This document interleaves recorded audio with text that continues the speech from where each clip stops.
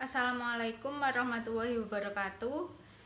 Di sini kami dari kelompok 11 yang beranggotakan yang pertama saya sendiri Sela Auni Aprilia NIM E2B09060.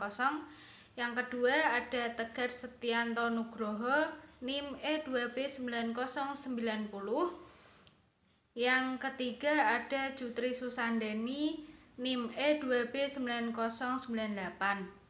Di sini kelompok kami akan menjelaskan bab tentang penentuan output agregat dan tingkat upah. Langsung saja yang pertama yaitu untuk pendahuluan. Untuk mengatasi perekonomian makro, maka diperlukan pendekatan agregasi untuk menanganinya sehingga muncul permintaan agregat, penawaran agregat, dan keseimbangan agregat. Yang kedua, dalam proses pembentukan output akan dijalankan dengan proses penyediaan input dan teknologi produksi. Jika sudah terbentuk output, maka tingkat upah akan sangat berperan dalam proses ini. Tujuannya adalah untuk membantu menganalisis dan memprediksikan perilaku ekonomi dalam elemen-elemennya. Pengaruhnya, perubahan teknologi terhadap output dan tingkat upah sangat terasa sebab jika teknologinya bagus atau tinggi, maka output dan tingkat upah yang dihasilkan juga akan tinggi. Begitu pula sebaliknya. Slide selanjutnya yaitu ada A. Penawaran tenaga kerja dan input. Tenaga kerja merupakan faktor utama dalam memproduksi, bahkan banyak pemikiran yang menyatakan bahwa tenaga merupakan satu-satunya faktor produksi. Misalnya, produksi suatu barang dengan menggunakan input berupa bahan baku merupakan bahan galian atau tambang. Dalam kasus yang lebih ekstrim, sekalipun tenaga kerja bisa disubstitusi oleh peralatan ataupun robot, namun hal ini tetap saja tidak bisa dilepaskan dari unsur tenaga kerja yang menciptakan alat maupun robot tersebut. Dengan demikian, bisa dikatakan bahwa semuanya bergantung pada tenaga kerja. Oleh karena itu, hal tersebut telah menjadi dasar argumen untuk menentukan tenaga kerja sebagai input utama dalam berproduksi. Slide selanjutnya yaitu bisa dilihat gambar di samping. Di sini ada penawaran tenaga kerja. Dari gambar di samping, panel A di atas menunjukkan keseluruhan proses penawaran tenaga kerja dalam suatu perekonomian, sementara panel B menunjukkan jumlah maksimum tenaga kerja yang tersedia untuk melakukan kegiatan produksi dalam suatu perekonomian. Bisa dikatakan bahwa panel B merupakan kasus khusus di mana semua orang sudah bekerja, apapun jenis pekerjaannya.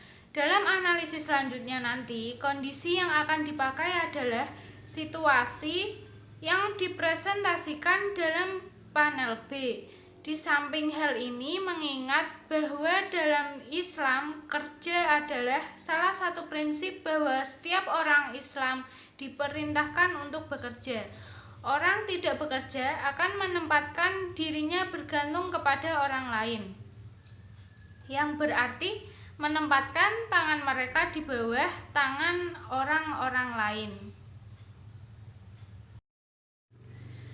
Di slide selanjutnya bisa dilihat gambarnya teman-teman.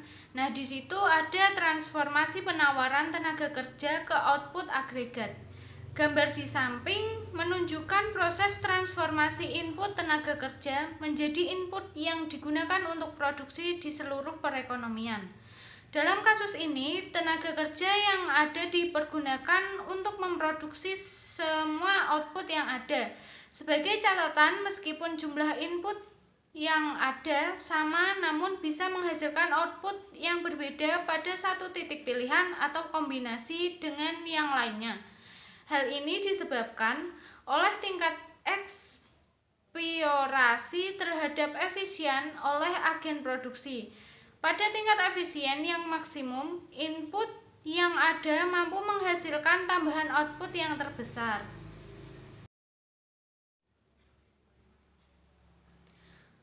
Untuk slide selanjutnya yaitu B, penentuan output dan penawaran agregat. Proses penentuan merupakan jumlah seluruhnya merupakan pilihan yang dilakukan oleh agen ekonomi dalam perekonomian dalam menentukan output dan jumlahnya. Agen ekonomi akan mempertimbangkan berapa banyaknya masalah yang ingin dipunyai dan ketersediaan input yang akan dipakai untuk berproduksi, yang darinya seorang agen akan memperoleh masalahnya. Selanjutnya, slide 7 terdapat gambar output penawaran agregat. Pada panel A menunjukkan proses dalam perekonomian di mana agen ekonomi berusaha untuk menentukan output beserta jumlahnya.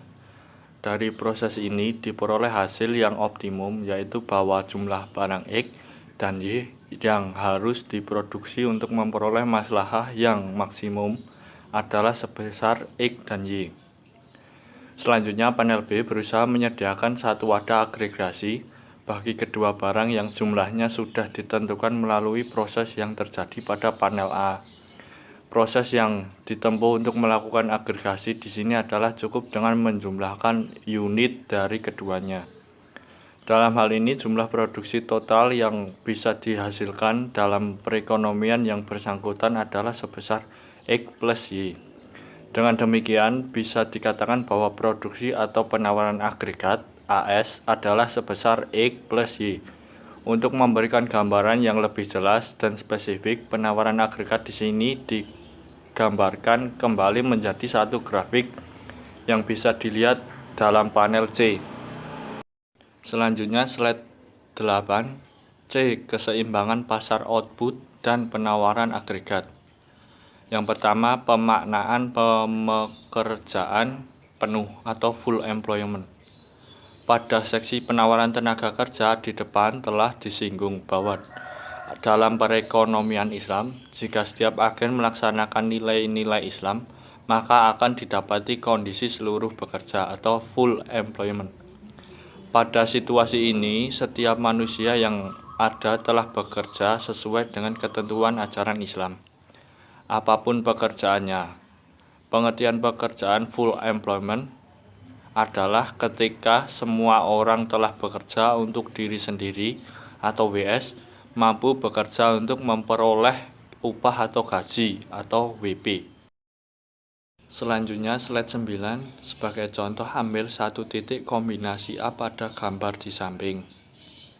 Pada titik ini tidak ada keraguan untuk mengatakan bahwa ia adalah titik pekerjaan penuh atau full employment. Untuk mengetahui apakah titik ini merupakan titik kombinasi yang mempunyai tingkat efisiensi yang maksimum, mari kita periksa dengan cara membandingkan dengan titik kombinasi yang lain. Titik kombinasi B, pada titik B ini jumlah barang X dan Y yang bisa dihasilkan dengan jumlah input yang ada dalam perekonomian lebih besar dari yang ada pada titik kombinasi A. Pada titik kombinasi A, jumlah barang X dan Y yang bisa diproduksi adalah sebesar X1 dan Y1.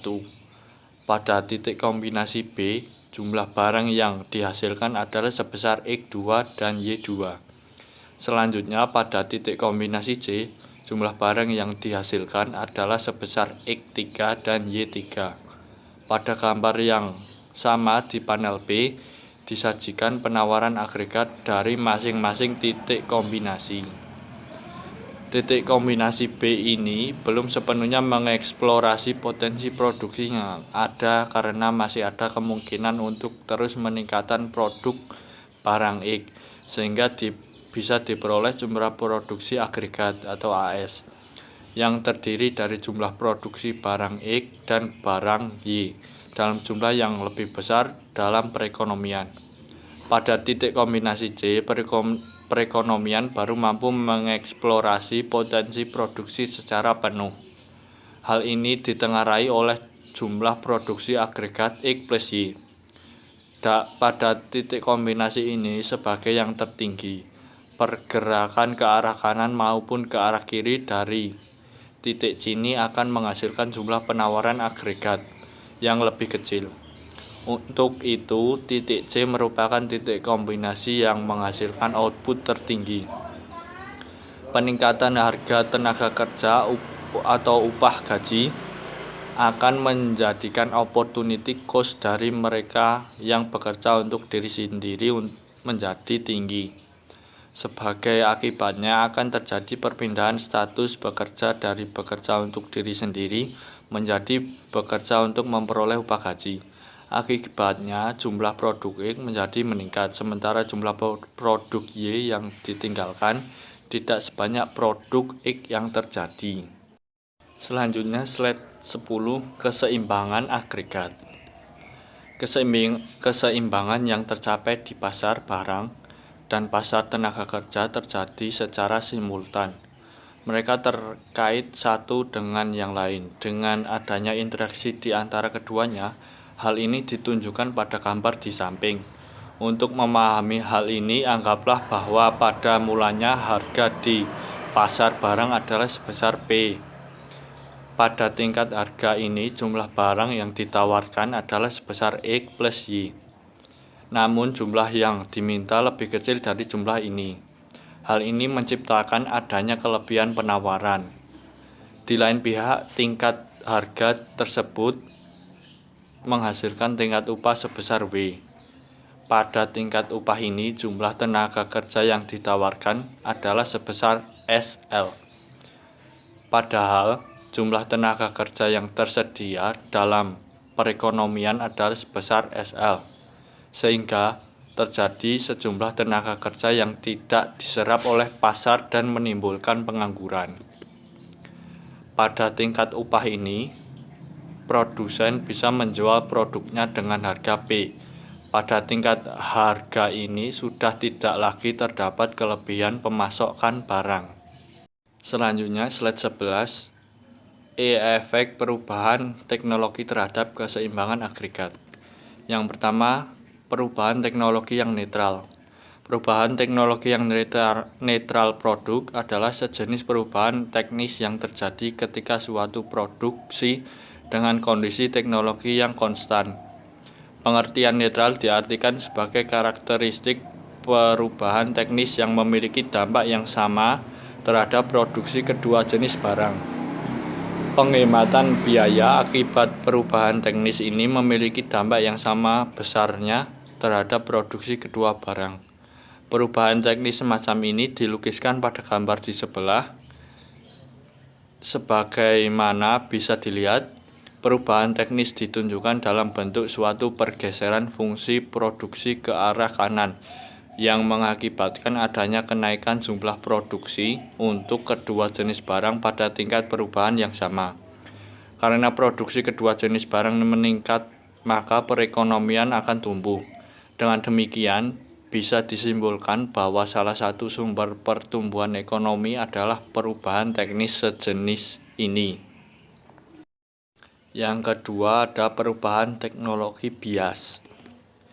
Perubahan teknologi bias adalah perubahan dalam produksi ketika teknologi produksinya tertentu. Pengertian bias menunjukkan karakteristik perubahan teknis yang membuat produksi suatu barang meningkat ketika produksi barang lain dan jumlah input produksi adalah tertentu. Perubahan teknis jenis ini dilukiskan gambar di samping. Gambar di samping tampak bahwa perubahan teknis hanya mendorong peningkatan produksi satu barang X, sedangkan produksi lain tidak berubah. Perubahan teknis dalam produksi mendorong adanya kemungkinan produksi barang X lebih efisien.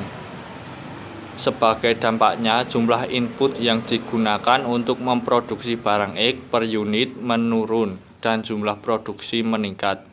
Penurunan penggunaan input untuk barang X memungkinkan produksi Y untuk mendapatkan input lebih banyak, karena jumlah Y juga meningkat meskipun dengan peningkatan yang lebih rendah daripada peningkatan barang X. Lanjut slide 13 sampai slide 17, efek perubahan teknologi pada likuiditas. Hal ini adalah efek perubahan teknologi pada likuiditas atau daya beli yang ada di dalam perekonomian. Penambahan ini dimaksudkan untuk mengetahui dinamika yang ada di dalam proses teknologi. Berkembangnya teknologi elektronik seperti komputer ini telah mampu mendorong harga elektronik menjadi menurun, bahkan dengan kualifikasi yang lebih baik. Meskipun tidak ada perubahan pendapatan nominal dalam masyarakat, namun perubahan teknologi ini mampu menarik daya beli masyarakat, di mana mereka memiliki likuiditas yang lebih tinggi dari kondisi sebelumnya. Meskipun demikian, tidak berarti setiap peningkatan teknologi mampu meningkatkan daya beli masyarakat untuk setiap jenis masyarakat atau barang, di mana hal ini tergantung pada jenis teknologinya, apakah netral atau biasa pada produk tertentu. Gambar kerjaan tetap berada dalam tingkat semula. Hal ini menunjukkan bahwa perubahan teknologi telah menciptakan adanya keseimbangan dinamik pada pasar tenaga kerja dan pasar barang. Kesimpulannya, yang pertama, output agregat dihasilkan dari penjumlahan setiap output yang dihasilkan oleh seluruh tenaga kerja yang bekerja. Besarnya output agregat ini tergantung pada tingkat efisiensi teknologi yang ada. Output agregat inilah yang disebut penawaran agregat. Yang kedua, tingkat pekerjaan penuh full atau implement adalah tingkat output yang dihasilkan oleh kombinasi input di mana seluruh tenaga kerja dipekerjakan. Tingkat pekerjaan penuh diturunkan melalui penyeimbangan antara kurva ISO input dan penawaran kerja. Yang ketiga, selama ini bersifat mikro, maka dalam menangani hal tersebut diupayakan melalui pendekatan agregasi. Dari usaha melakukan agregasi inilah maka muncul tema-tema permintaan agregasi. Yang terakhir, karena Islam mendorong setiap orang untuk bekerja, maka penawaran tenaga kerja secara agregat adalah analitis sempurna. Hal ini membawa implikasi pada tenaga kerja muslim yang akan berusaha untuk selalu bekerja.